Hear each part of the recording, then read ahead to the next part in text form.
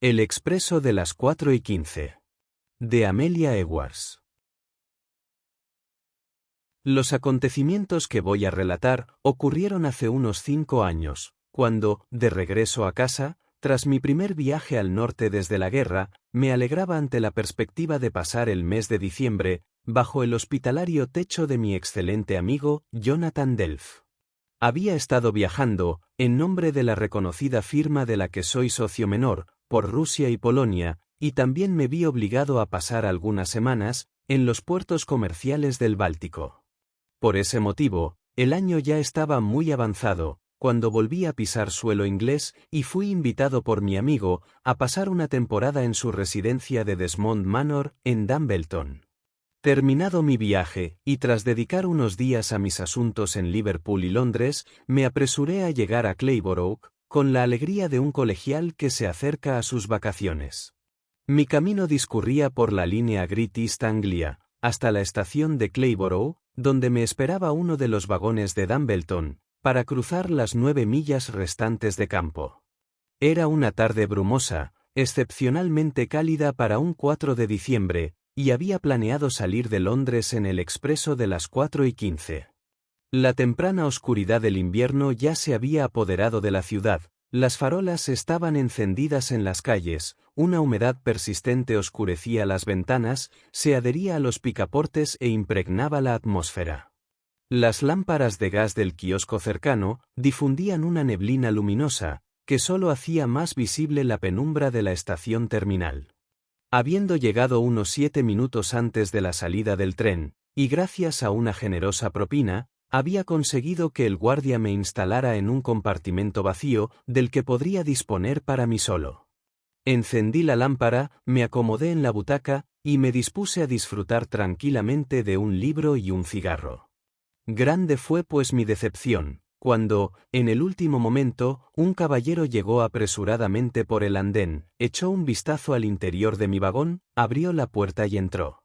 A primera vista, me di cuenta de que ya lo había visto antes, un hombre alto y delgado, de labios finos, ojos claros, hombros encorvados y escaso cabello gris, algo largo sobre el cuello. Llevaba un impermeable ligero, un paraguas y una gran caja de escritura, que colocó debajo del asiento. Después, palpó con cuidado el bolsillo del pecho, como para asegurarse de la seguridad de su cartera, colocó el paraguas en la redecilla, se sentó cómodamente, extendió el impermeable sobre sus rodillas y se cambió el sombrero por una gorra de viaje de tela escocesa. Para entonces, el tren salía de la estación, y se adentraba en la tenue luz gris del crepúsculo invernal. Reconocí entonces a mi compañero. Lo reconocí desde el momento en que se quitó el sombrero, y dejó al descubierto su frente, alta y algo estrecha. Lo había conocido, según recordaba perfectamente, unos 3 años antes, en la misma casa a la que, con toda probabilidad, se dirigía ahora, al igual que yo. Se llamaba Derry House, era abogado de profesión, y también creía recordar que era, precisamente, uno de los directivos de la compañía ferroviaria East Anglia. Si no me equivocaba, era primo hermano de la esposa de mi anfitrión.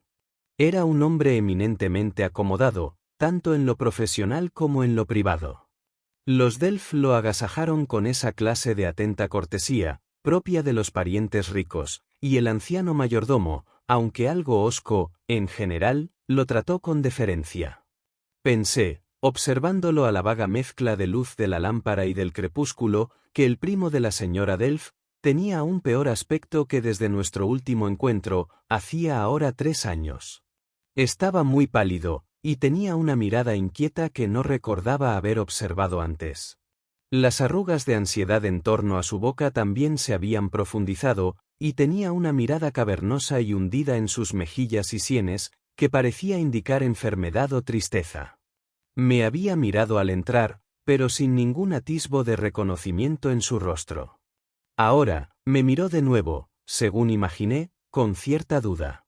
Cuando lo hizo por tercera o cuarta vez, me atreví a dirigirme a él. «¿El señor John Derry House, creo?» «Ese es mi nombre», respondió. «Tuve el placer de conocerle en Dumbleton hace unos 3 años». El señor de Rehouse hizo una reverencia. Creía conocer su rostro, dijo, pero su nombre, lamento decirlo, no lo recuerdo. Langford. William Langford. Conozco a Jonathan Delf desde que éramos niños, y suelo pasar unas semanas en Dumbleton, durante la temporada de caza. Supongo que vamos al mismo destino, ¿no es así? No, si va usted de camino a la mansión, respondió. Yo viajo por negocios, unos asuntos bastante problemáticos, y usted, sin duda, se está tomando unas vacaciones. Así es. Suelo esperar con ilusión esta visita, como si fueran las 3 semanas más brillantes del año. Es una casa agradable, dijo el señor de Rehouse. La más agradable que conozco. Y Delf es un anfitrión muy hospitalario. El mejor y más amable chico del mundo. Me han invitado a pasar la semana de Navidad con ellos, continuó el señor de Rehouse, después de un momento de pausa. ¿Y piensa aceptar la invitación? No lo sé. Dependerá del resultado de este asunto que tengo entre manos. Quizás haya oído que estamos a punto de construir un ramal, de Blackwater a Stockbridge. Le expliqué que había estado fuera de Inglaterra durante algunos meses, y que, por lo tanto, no había oído nada sobre la mejora prevista. El señor de Rehouse sonrió complaciente. Será una mejora, dijo, una gran mejora. Stockbridge es una ciudad floreciente, y solo necesita una comunicación ferroviaria más directa con la metrópoli, para convertirse en un importante centro comercial. Este ramal fue idea mía. Presenté el proyecto ante la Junta, y he supervisado personalmente su ejecución hasta la fecha. Supongo que usted es un director de East Anglia, ¿no? Mi interés en la empresa, respondió el señor de Rehouse, es triple. Soy director, un importante accionista, y como director del bufete de Rehouse y Craig, soy el abogado principal de la empresa.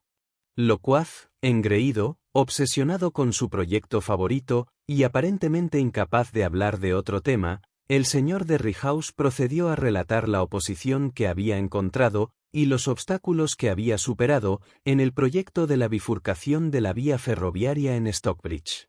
Me entretuvo con multitud de detalles y quejas locales, hasta que me dolió la cabeza, y se me cerraron los ojos, a pesar de todos mis esfuerzos por mantenerlos abiertos. Finalmente, estas palabras me despertaron. 75.000 libras, en efectivo. ¿75.000 libras? Repetí con el tono más animado que pude, es una suma considerable. Es una suma muy pesada para llevar aquí, respondió el señor de Rehouse, señalando significativamente su bolsillo. Pero es solo una fracción de lo que finalmente tendremos que pagar. No querrá decir que lleva encima 75.000 libras en este momento, ¿verdad?, exclamé. Mi buen señor, ¿no se lo he estado diciendo durante la última media hora? Preguntó el señor de Rehouse irritado. Ese dinero debe pagarse a las 8:30 de esta tarde, en la oficina de los abogados de Sir Thomas, una vez formalizada la escritura de compraventa. Pero, ¿cómo podrá cruzar de noche desde Blackwater hasta Stockbridge, con 75.000 libras en el bolsillo? ¿A Stockbridge?, repitió el abogado. Me doy cuenta de que no me he explicado del todo bien. Creía haberle dicho que me apeo en Mallingford, la primera etapa, por así decirlo, de nuestro viaje. Disculpe, balbuceé. Me temo que estaba divagando. ¿Así que solo irá hasta Mallingford esta noche? Exactamente. Conseguiré un transporte del Blackwater Arms hasta la propiedad de Sir Thomas. ¿Y usted? Delf me ha enviado un coche a Clayborough. ¿Puedo llevarle algún mensaje de su parte? Puede decir, por favor, señor Langford, que me hubiera gustado acompañarlo durante todo el viaje, y que si es posible, iré antes de Navidad. ¿Nada más? El señor de Rehouse sonrió con tristeza. Bueno, dijo, puede decirle a mi prima, que esta vez no tiene por qué quemar el salón en mi honor, y que le agradecería que ordenara que limpiaran la chimenea de la habitación azul antes de mi llegada. Eso suena trágico. ¿Tuvo un incendio durante su última visita a Dumbleton? Algo así. No había encendido fuego en mi dormitorio desde la primavera, el tiro olía mal, y los grajos habían hecho sus nidos allí, así que cuando subí a vestirme para cenar, encontré la habitación llena de humo y la chimenea en llamas. ¿Ya estamos en Blackwater? El tren se había detenido gradualmente mientras el señor de Rithouse hablaba, y al asomar la cabeza por la ventana, pude ver la estación a unos cientos de metros. Había otro tren delante, bloqueándonos el paso, y el guarda aprovechaba el retraso para recoger los billetes de Blackwater. Apenas había determinado nuestra posición, cuando el funcionario de rostro rubicundo apareció en la puerta de nuestro vagón. «¿Billetes, señor?», dijo. «Sigo hasta Clayborough», respondí, extendiendo la pequeña tarjeta rosa. La tomó, la miró a la luz de su pequeña linterna, y me la devolvió. Después miró, según imaginé, con cierta dureza a mi compañero de viaje, y desapareció. «El revisor no le pidió su billete», dije con cierta sorpresa. «Nunca lo hacen», respondió el señor de Rithouse. «Todos me conocen, y por supuesto, viajo gratis». «¿Blackwater?», gritó el mozo, corriendo por el andén junto a nosotros, mientras entrábamos en la estación. El señor de Rithouse cogió su bolsa de viaje, se guardó la gorra de viaje en el bolsillo, volvió a ponerse el sombrero, bajó el paraguas y se preparó para irse. «Muchas gracias, señor Langford, por su compañía», dijo con la cortesía tradicional. «Le deseo buenas noches». «Buenas noches», respondí extendiendo la mano. Pero no lo vio, o no quiso verlo, y levantándose ligeramente el sombrero, salió al andén. Hecho esto, se alejó lentamente y se mezcló con la multitud que salía de la estación. Inclinándome hacia adelante, para observarlo hasta que se perdiera de vista, pisé algo, que resultó ser una cigarrera. Sin duda, se había caído del bolsillo de su impermeable, y era de cuero marroquí oscuro, con un monograma plateado en el lateral. Salí del compartimento, justo cuando el guardia se acercaba para cerrar las puertas. «¿Podría bajar un minuto?», pregunté con entusiasmo. «El caballero que vino conmigo desde la ciudad ha dejado caer su cigarrera, aún no ha salido de la estación». «Solo 1 minuto y medio, señor», respondió el guardia, «debe darse prisa». Corrí por el andén tan rápido como me permitían las piernas. Era una estación grande, y para entonces, el señor de Rithouse ya había recorrido más de la mitad del camino, hasta el otro extremo. Yo, sin embargo, lo vi claramente, moviéndose lentamente con la corriente. Luego, al acercarme, vi que se había encontrado con un amigo, que conversaban mientras caminaban, que enseguida se apartaron un poco de la multitud, y se detuvieron, conversando seriamente. Me dirigí directamente al lugar donde esperaban. Había una farola de gas, justo encima de sus cabezas, y la luz les daba de lleno en el rostro. Vi a ambos con claridad, el rostro del señor de Rithouse y el de su acompañante. Corriendo, sin aliento, ansioso como estaba, estorbando a maleteros y pasajeros, y temeroso a cada instante de ver al tren partir sin mí, observé que el acompañante del señor de Rithouse era considerablemente más joven y bajo que el director, que tenía el pelo rubio rojizo, bigote, rasgos pequeños, y vestía un traje ajustado de tweed escocés. Ya estaba a pocos metros de ellos. Corrí, tropezando con un caballero corpulento, casi me atropelló un carrito de equipaje, tropecé con una maleta, y llegué al lugar, justo cuando el silbato del conductor me advirtió que regresara. Para mi total estupefacción, ya no estaban allí. Los había visto apenas 2 segundos antes, y habían desaparecido. Me quedé inmóvil, miré a derecha e izquierda, pero no los vi en ninguna dirección. Era como si el suelo del andén se los hubiera tragado. «Había 2 caballeros parados aquí, hace un momento», le dije a un mozo que estaba a mi lado. «¿Hacia dónde se han ido?». «No vi a ningún caballero, señor», respondió el hombre. El silbato volvió a sonar. El guardia, allá junto al tren, levantó el brazo y me gritó. «Vamos. Si va a viajar en este tren, señor», dijo el mozo, «debe correr». Corrí hacia allí, llegué al vagón justo cuando el tren comenzaba a moverse, el guardia me empujó, y yo caí en el asiento de mi compartimento, sin aliento y desconcertado, con la cigarrera del señor de Riehaus todavía en mi mano.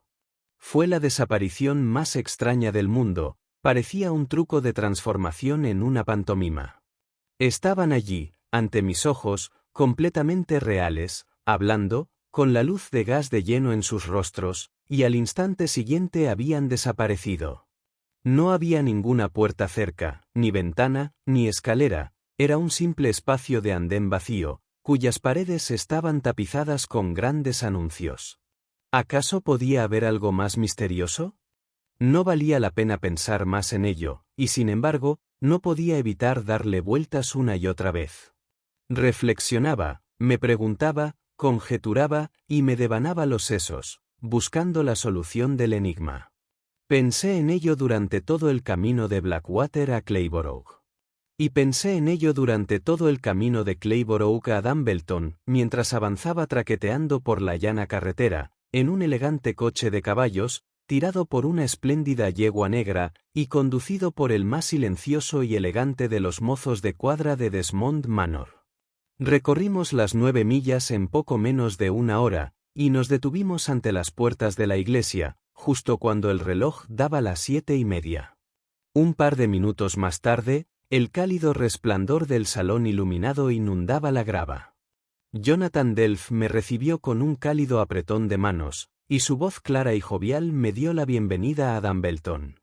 Y ahora, querido amigo, dijo mi anfitrión, al terminar el primer saludo, no tienes tiempo que perder. Cenamos a las 8, y viene gente a recibirte, así que debes terminar con el asunto del vestuario lo antes posible. Por cierto, verás a algunos conocidos, vienen los Bidulph, y Pendergast se hospeda en la casa. La señora Delf te espera en el salón. Hasta luego. Me llevaron a mi habitación, no la habitación azul, de la que el señor de Riehaus había tenido una experiencia desagradable, sino una pequeña y bonita habitación de soltero, decorada con un suave empapelado y animada por una chimenea encendida. Abrí mi maleta. Intenté ser rápido, pero el recuerdo de mi aventura ferroviaria me atormentaba. No podía librarme de él. No podía quitármelo de encima. Me estorbaba, me preocupaba, me hacía tropezar, me hacía abrocharme con torpeza los botones, atarme mal la corbata y perder mis gemelos. Lo peor de todo, es que se me hizo tan tarde, que todos los invitados ya se habían reunido, antes de que yo llegara al salón.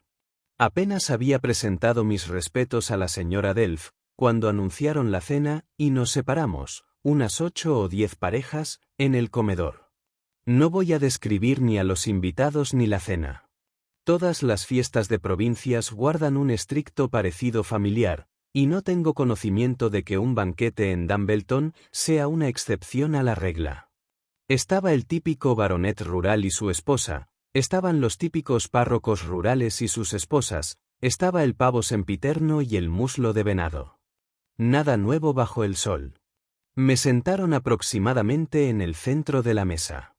A mi derecha, tenía como compañera de mesa a la esposa de un rector, y tenía a otra respetable dama a mi izquierda.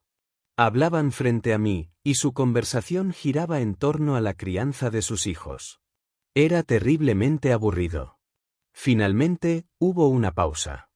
Acababan de retirar los platos principales, y el pavo había entrado en escena. La conversación había sido de lo más lánguida, pero en ese momento se había estancado por completo. Delf estaba trinchando el pavo, la señora Delf parecía estar intentando pensar en algo que decir, todos los demás guardaban silencio. Llevado por un impulso desafortunado, pensé en relatar mi aventura. Por cierto, Jonathan, comencé. Hice una parte del camino hoy con un amigo tuyo. ¿De veras?, dijo el maestro de ceremonias, cortando con precisión la pechuga del pavo. ¿Y de quién se trata? Alguien, que me pidió que te dijera que, si era posible, te haría una visita antes de Navidad.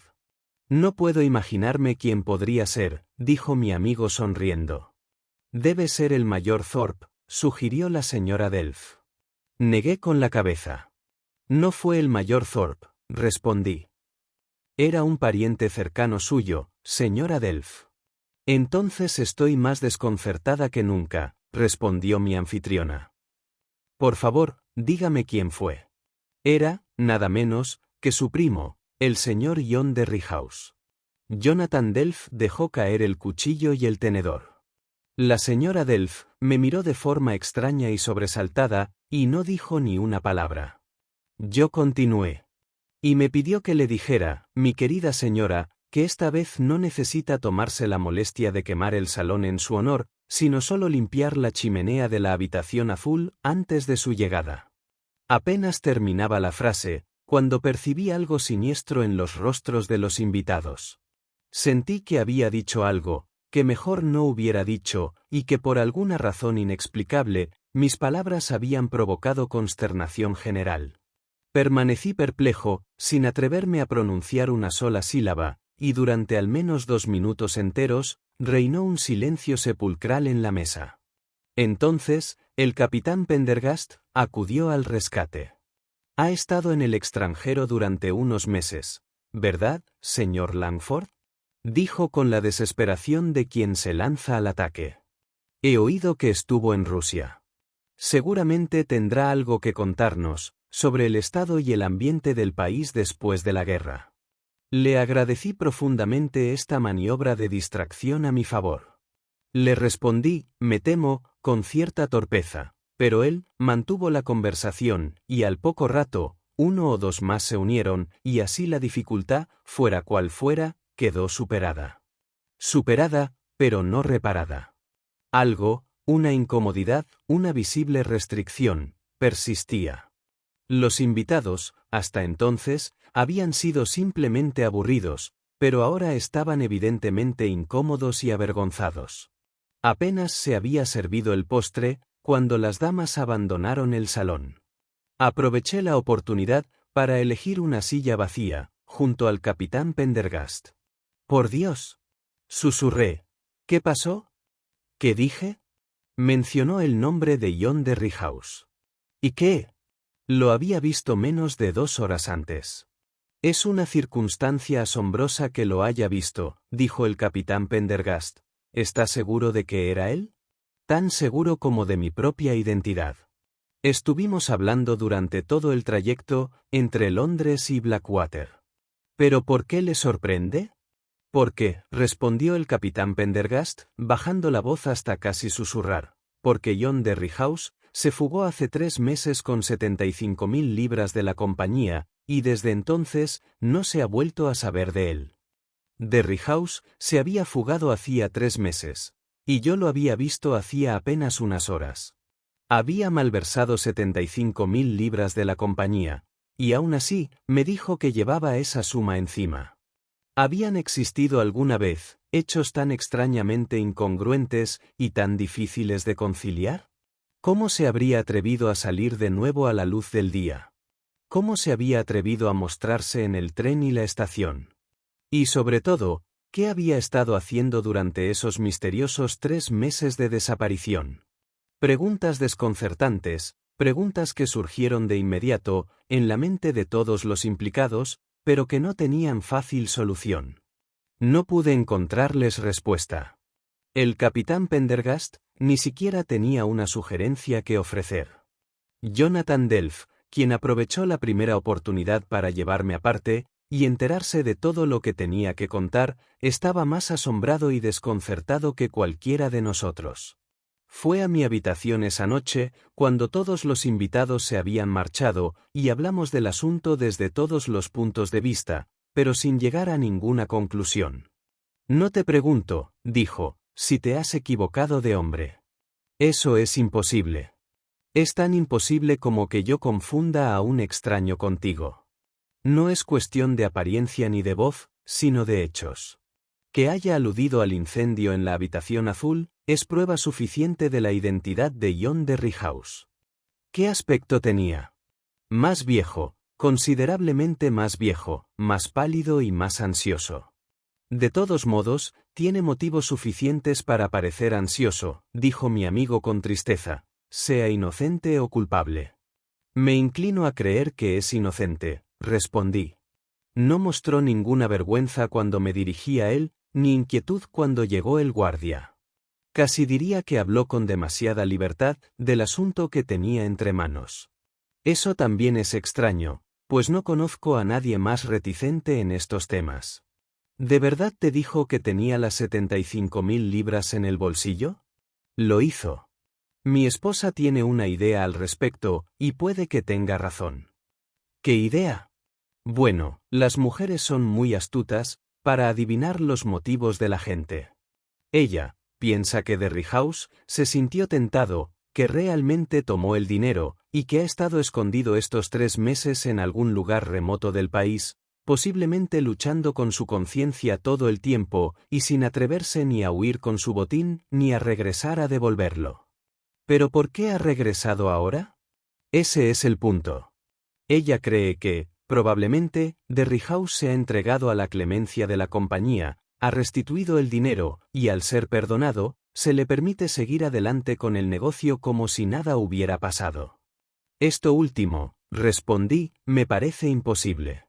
La señora Delf piensa como una mujer generosa y delicada, pero no como una junta directiva de ferrocarriles.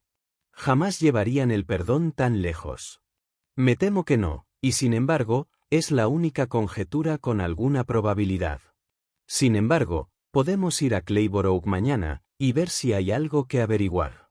Por cierto, Pendergast me ha dicho que recogiste su cigarrera. Así lo hice y aquí está. Delf tomó la cigarrera, la examinó a la luz de la lámpara y dijo de inmediato que sin duda era propiedad del señor Derryhouse y que recordaba haberlo visto utilizarla. Aquí también está su monograma en el lateral, añadió, una J mayúscula sobre una D mayúscula. Solía llevar el mismo monograma en su papel de notas. Esto ofrece, en todo caso, una prueba de que no estaba soñando. Bueno, ya es hora de que te vayas a dormir. Me avergüenzo de haberte mantenido despierto tanto tiempo. Buenas noches. Buenas noches, y recuerda que estoy más que dispuesto a ir contigo a Clayborough, a Blackwater, a Londres o a cualquier otro lugar, si puedo serte de alguna ayuda. Gracias. Sé que lo dices en serio, viejo amigo, y puede que te ponga a prueba. Una vez más, buenas noches.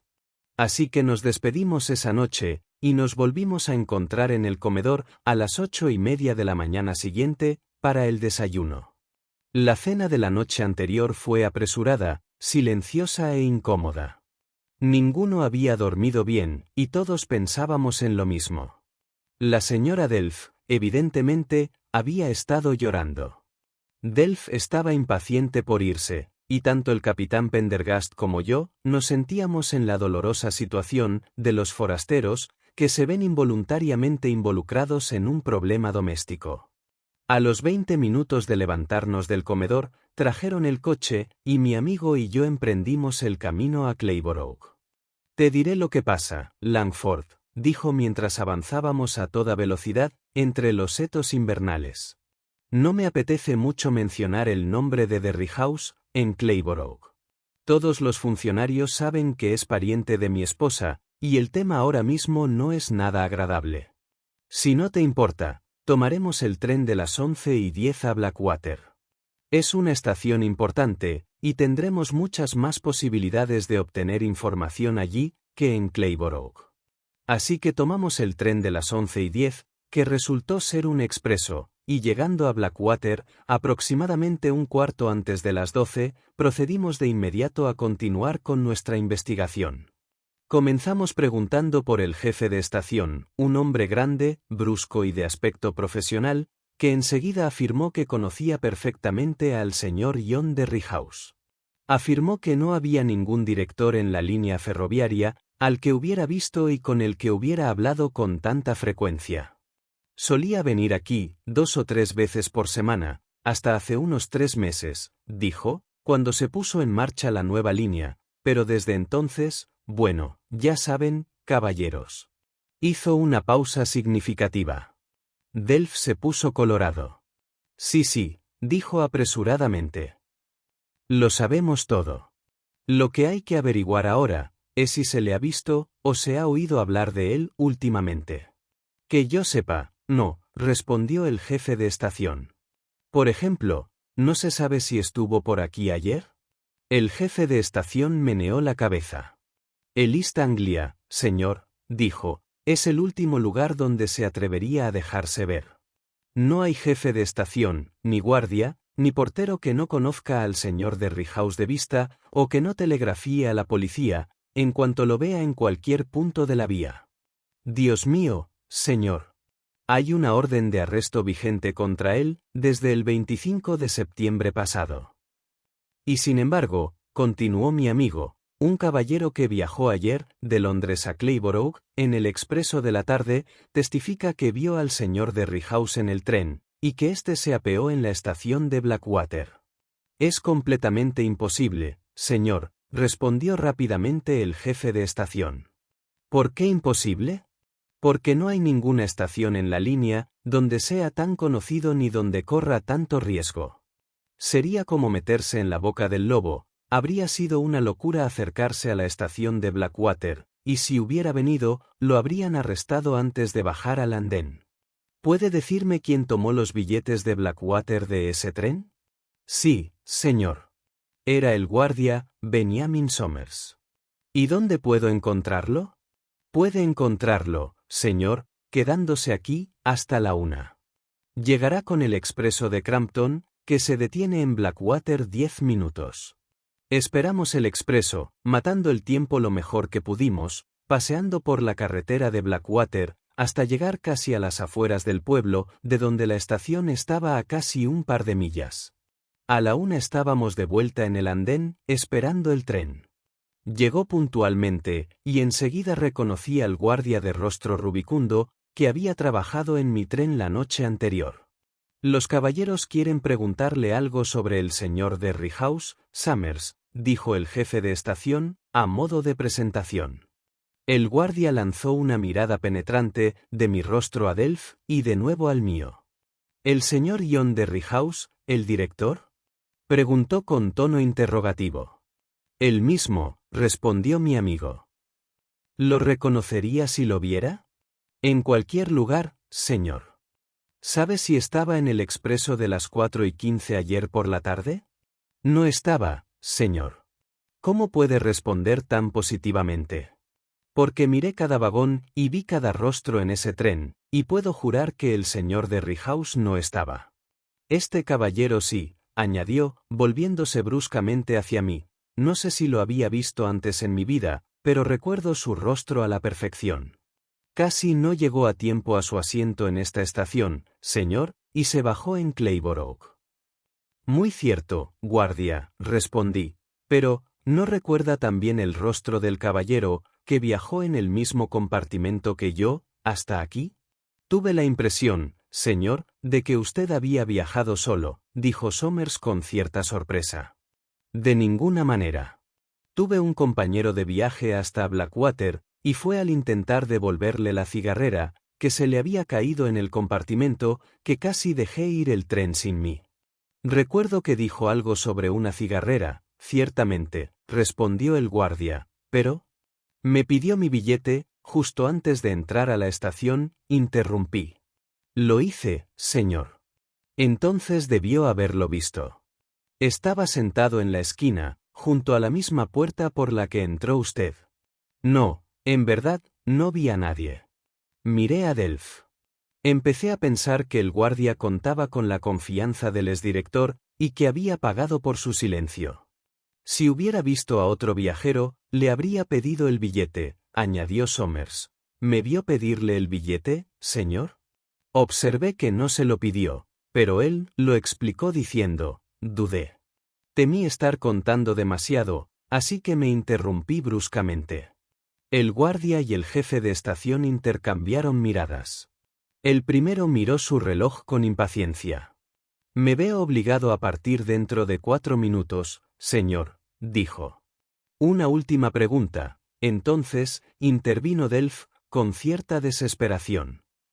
Si el compañero de viaje de este caballero hubiera sido el señor John de Riehaus y hubiera estado sentado en la esquina junto a la puerta, por donde usted recogió los billetes, ¿es posible que no lo viera o que no lo hubiera reconocido? No, señor, habría sido completamente imposible. ¿Y está seguro de que no lo vio? Como dije antes, señor, puedo jurar que no lo vi. Y si no fuera porque no me gusta contradecir a un caballero, diría que también puedo jurar que este caballero estuvo completamente solo en el vagón, durante todo el trayecto de Londres a Clayborough. Pues bien, señor, añadió, bajando la voz para que el jefe de estación, que había sido llamado para hablar con alguien cercano, no lo oyera. Me pidió expresamente que le asignara un compartimento, y así lo hice. Cerré la puerta, y usted tuvo la amabilidad de darme algo para mí. Sí, pero el señor de Derryhouse tenía su propia llave del vagón. No lo vi, señor. No vi a nadie en ese compartimento, excepto a usted. Disculpe, señor, se me acabó el tiempo. Y con esto, el guardia rubicundo se tocó la gorra y se fue. Al cabo de un minuto, el pesado jadeo de la locomotora se reanudó, y el tren salió lentamente de la estación. Nos miramos en silencio durante unos instantes. Fui el primero en hablar. El señor Benjamin Summers sabe más de lo que quiere contar, dije. ¿De veras crees eso? Debe ser. No pudo haber llegado a la puerta sin verlo, es imposible. Hay una cosa que no es imposible, querido amigo. ¿A qué te refieres? Es posible que te hayas quedado dormido y lo hayas soñado todo. ¿Podría soñar con un ramal del que nunca había oído hablar? ¿Podría soñar con 101 detalles comerciales que no me interesaban en absoluto? ¿Podría soñar con las 75.000 libras? Quizás hayas visto u oído algún relato vago del asunto mientras estabas en el extranjero. Puede que no te haya impresionado en ese momento y que hayas vuelto a tus sueños, recordado quizás por los nombres de las estaciones de la línea. ¿Y qué hay del incendio en la chimenea de la habitación azul? ¿Podría haberme enterado de eso durante mi viaje? Bueno, no, admito que hay una dificultad en ese punto. ¿Y qué pasa con la cigarrera? ¡Ay, por Dios! Ahí está la cigarrera. Es un hecho irrefutable. Bueno, es un asunto misterioso, y creo que se necesitará un detective mejor que yo, para aclararlo. Supongo que mejor nos vamos a casa. Apenas había pasado una semana, cuando recibí una carta del secretario de la Compañía de Ferrocarriles de East Anglia, solicitando mi asistencia a una reunión extraordinaria de la Junta Directiva que se celebraría en pocos días. No alegaron motivos ni se disculparon por esta exigencia de mi tiempo, pero era evidente que habían oído hablar de mis preguntas sobre el director desaparecido y querían someterme a una especie de interrogatorio oficial al respecto. Como aún era huésped en Dumbleton Hall, tuve que viajar a Londres para ello, y Jonathan Delf me acompañó. Encontré a la dirección de la Great East Anglia, representada por un grupo de unos 12 o 14 caballeros, sentados en solemne cónclave, alrededor de una enorme mesa de tapete verde, en una lúgubre sala de juntas, contigua a la terminal londinense. Fuimos recibidos cortésmente por el presidente, quien inmediatamente comenzó diciendo que ciertas declaraciones mías con respecto al señor John Derryhouse habían llegado a conocimiento de la dirección, y que, en consecuencia, deseaban conferenciar conmigo sobre esos puntos. Nos colocaron a la mesa, y la investigación prosiguió en la forma debida. Primero me preguntaron si conocía al señor John Derryhouse, cuánto tiempo hacía que lo conocía, y si podía identificarlo a simple vista. Luego, me preguntaron cuándo lo había visto por última vez. A lo que respondí, el 4 de diciembre. Luego, me preguntaron dónde lo había visto ese 4 de diciembre, a lo que respondí que lo encontré en un compartimento de primera clase del expreso de las 4:15, que subió justo cuando el tren salía de la terminal de Londres y que se bajó en la estación de Blackwater. El presidente me preguntó entonces si había tenido alguna comunicación con mi compañero de viaje, a lo que le relaté, con la mayor precisión posible, la mayor parte de la información del señor John Derryhouse sobre el nuevo ramal. La Junta escuchó todo esto con profunda atención, mientras el presidente me interrogaba y el secretario tomaba notas. Entonces, presenté la cigarrera. Pasó de mano en mano, y todos la reconocieron. No había un solo hombre presente que no recordara aquella sencilla cigarrera con su monograma de plata, o a quien le pareciera que corroboraba totalmente mi testimonio. Cuando por fin conté todo lo que tenía que contar, el presidente susurró algo al secretario, este tocó una campanilla de plata, y el guardia, Benjamin Somers, fue conducido a la sala. Entonces fue examinado con la misma atención que yo. Declaró que conocía perfectamente al señor John Derryhouse, que no podía equivocarse con él, que recordaba haber bajado en el expreso de las 4:15 esa tarde, que se acordaba de mí, y que, como había 1 o 2 compartimentos de primera clase vacíos, esa tarde en particular, atendiendo a mi petición, me había colocado solo en un vagón. Estaba seguro de que permanecí solo en ese compartimento durante todo el trayecto de Londres a Clayborough. Estaba dispuesto a jurar que el señor Derryhouse no estaba en ese vagón conmigo, ni en ningún compartimento de ese tren.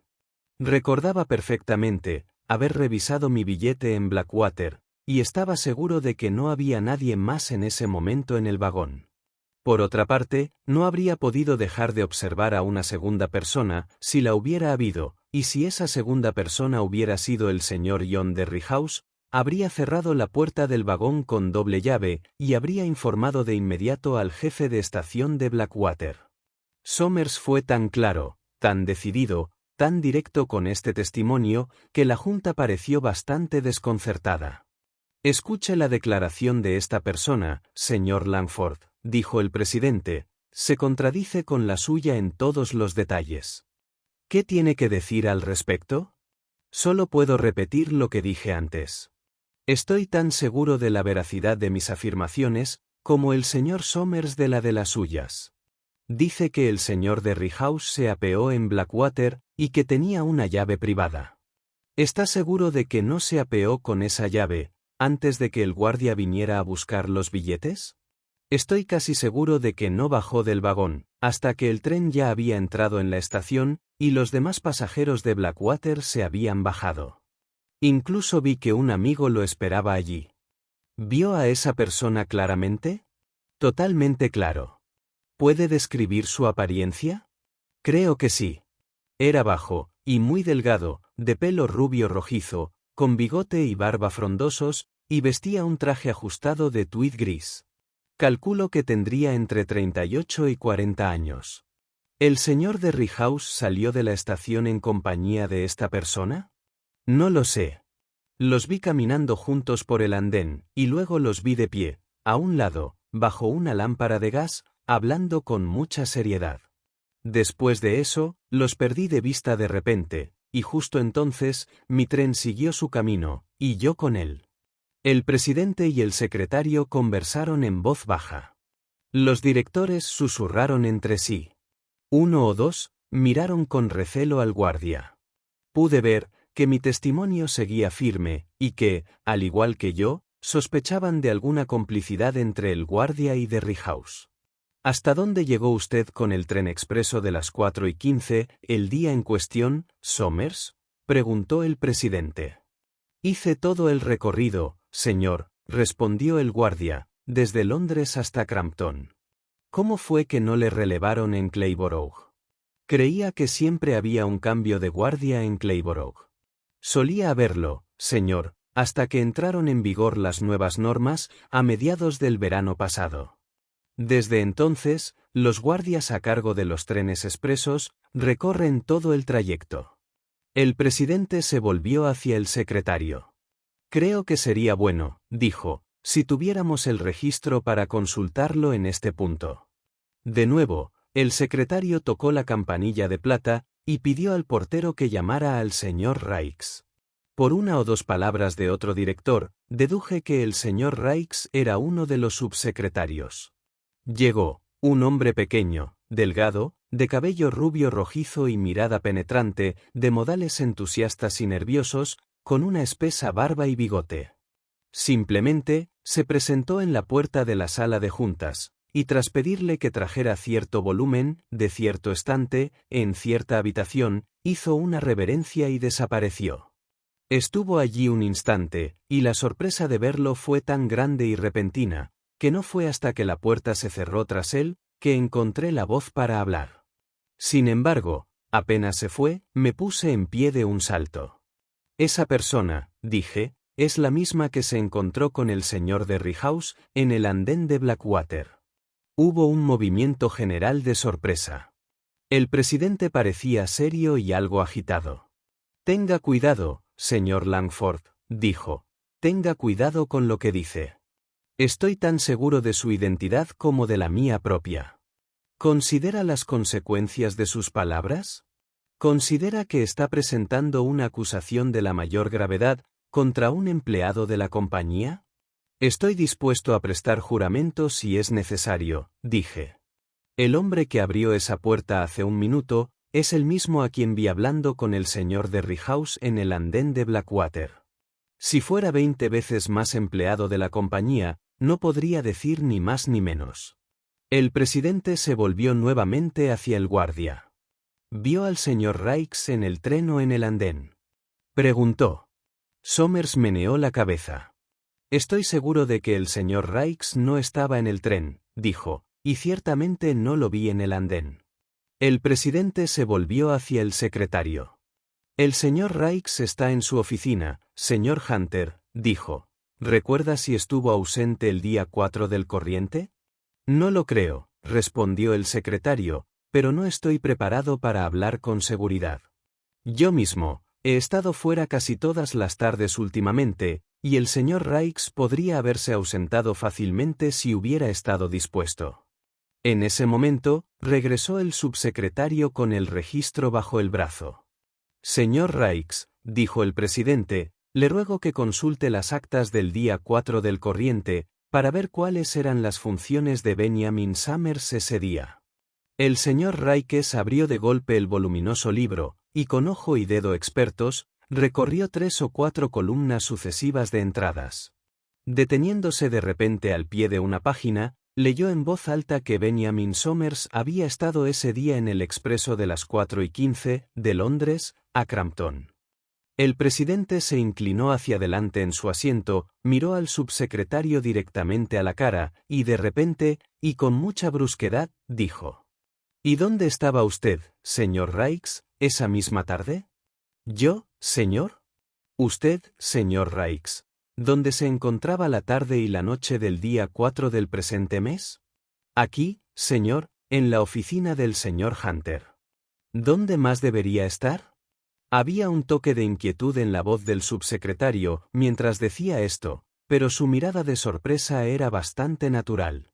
Tenemos motivos para creer, señor Raikes, que usted estuvo ausente esa tarde sin permiso. ¿Fue así? Claro que no, señor. No he tenido un día de vacaciones desde septiembre. El señor Hunter me dará la razón. El señor Hunter repitió lo que había dicho antes sobre el tema, pero añadió que los empleados de la oficina contigua seguramente lo sabrían. Ante lo cual, el empleado principal, un hombre serio, de mediana edad y con gafas verdes, fue citado e interrogado. Su testimonio exoneró al subsecretario de inmediato. Declaró que, según su conocimiento, el señor Raikes no había estado ausente en horario de oficina desde su regreso de sus vacaciones anuales en septiembre. Me quedé perplejo. El presidente se volvió hacia mí, con una sonrisa, en la que apenas se percibía un matiz de enfado disimulado. ¿Lo ha oído, señor Langford? Dijo. Lo he oído, señor, pero mi convicción permanece inquebrantable. Me temo, señor Langford, que sus convicciones carecen de fundamento, respondió el presidente con una tos dubitativa. Me temo que usted tiene sueños muy vividos y los confunde con hechos reales. Es una peligrosa costumbre mental que podría conducir a resultados peligrosos. El señor Raikes se habría encontrado en una situación incómoda de no haber demostrado una coartada tan satisfactoria. Estaba a punto de responder, pero no me dio tiempo. Creo, caballeros, continuó el presidente, dirigiéndose a la Junta, que estaríamos perdiendo el tiempo si ahondamos en esta investigación. El testimonio del señor Langford parece tener el mismo valor en todo momento. El testimonio de Benjamin Somers refuta su primera declaración, y el testimonio del último testigo refuta la segunda. Creo que podemos concluir que el señor Langford se quedó dormido en el tren durante su viaje a Clayborough y tuvo un sueño inusualmente vívido y circunstancial, del que, sin embargo, ya hemos oído bastante. Hay pocas cosas más molestas que encontrar incredulidad en las propias convicciones. No pude evitar sentir impaciencia por el giro que había tomado aquel asunto. No era inmune al sarcasmo cortés del presidente. Sin embargo, lo más intolerable de todo era la discreta sonrisa que se dibujaba en las comisuras de los labios de Benjamin Somers y el brillo, entre triunfal y malicioso, en los ojos del subsecretario. El hombre estaba evidentemente desconcertado y algo alarmado. Sus miradas parecían interrogarme furtivamente. ¿Quién era yo?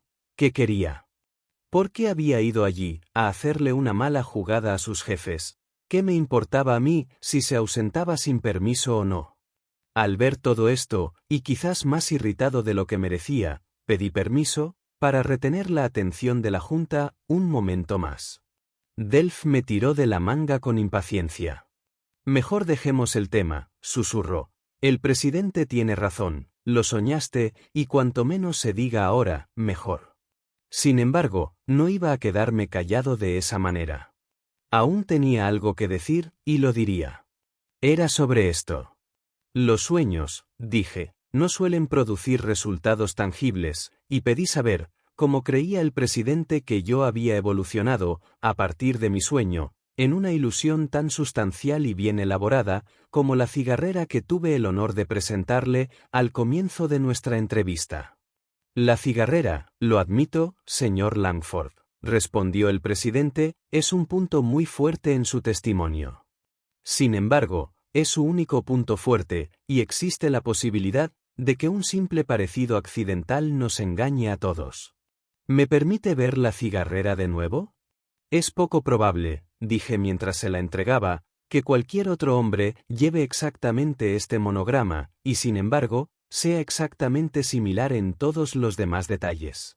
El presidente la examinó un momento en silencio, y luego se la pasó al señor Hunter. Este le dio varias vueltas y negó con la cabeza. Esto no es un simple parecido, dijo. Es, sin duda, la cigarrera de John Derryhouse. La recuerdo perfectamente, la he visto cientos de veces. Creo que puedo decir lo mismo, añadió el presidente, pero ¿cómo se explica la forma en que el señor Langford afirma que llegó a su poder? Solo puedo repetir, respondí, que la encontré en el suelo del vagón, después de que el señor Derryhouse se bajara del tren.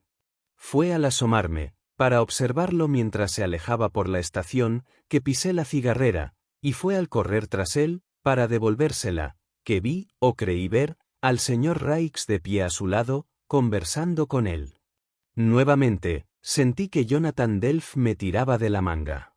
Fíjate en Raikes, susurró. Me volví hacia donde había estado el subsecretario un momento antes, y lo vi, blanco como la muerte, con los labios temblorosos y lívidos, acercándose sigilosamente a la puerta. Concebir una sospecha repentina, extraña e indefinida, interponerme en su camino, tomarlo por los hombros como si fuera un niño, y volver a la fuerza, su cara hacia los demás, fueron para mí obra de un instante. «Mírenlo», exclamé. «Miren su cara». No pido mejor testigo de la veracidad de mis palabras. La frente del presidente se oscureció. «Señor Raikes», dijo con severidad, «si sabe algo, será mejor que lo diga». En un vano intento de zafarse de mi agarre, el subsecretario balbuceó una negación incoherente. «Suéltenme», dijo, «no sé nada, no tienen derecho a detenerme». «Suéltenme». ¿Se encontró o no con el señor John Derryhouse en la estación de Blackwater? ¿La acusación contra usted es verdadera o falsa? Si es cierta, haría bien en ponerse a disposición de la Junta y confesar todo lo que sabe. El subsecretario se retorcía las manos, en una agonía de terror impotente. «Estaba fuera», exclamó. Estaba a 300 kilómetros de distancia en ese momento. No sé nada al respecto, no tengo nada que confesar, soy inocente, y pongo a Dios por testigo de que soy inocente. ¿A 200 millas de distancia?, repitió el presidente. ¿Qué quiere decir? Estuve en Devonshire. Tuve 3 semanas de permiso de ausencia. Apelo al señor Hunter.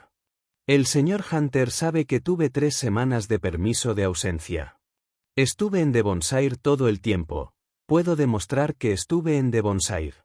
Al verlo tan abyecto, tan incoherente, tan salvajemente asustado, los directores comenzaron a cuchichear gravemente entre ellos, mientras uno se levantaba silenciosamente y llamaba al portero para que custodiara la puerta. ¿Qué tiene que ver su estancia en Devonshire con este asunto?, preguntó el presidente. ¿Cuándo estuvo usted en Devonshire? El señor Raikes se despidió en septiembre, dijo el secretario, más o menos al mismo tiempo que desapareció el señor Derryhouse. Nunca me enteré de que había desaparecido, hasta que regresé, gritó Raikes. Eso está por demostrar, dijo el presidente. Pondré este asunto en manos de la policía de inmediato. Mientras tanto, señor Raikes, como magistrado y acostumbrado a estos casos, le aconsejo que no oponga resistencia y que confiese mientras pueda serle útil. En cuanto a su cómplice, el miserable asustado cayó de rodillas. No tuve cómplice, gritó. Solo tenga piedad de mí. Solo perdóneme la vida y lo confesaré todo. No quise hacerle daño. No quise tocarle ni un pelo. Solo tenga piedad de mí y déjeme ir. El presidente se levantó, pálido y agitado. Por el amor de Dios, exclamó, ¿qué horrible misterio es este? ¿Qué significa todo esto?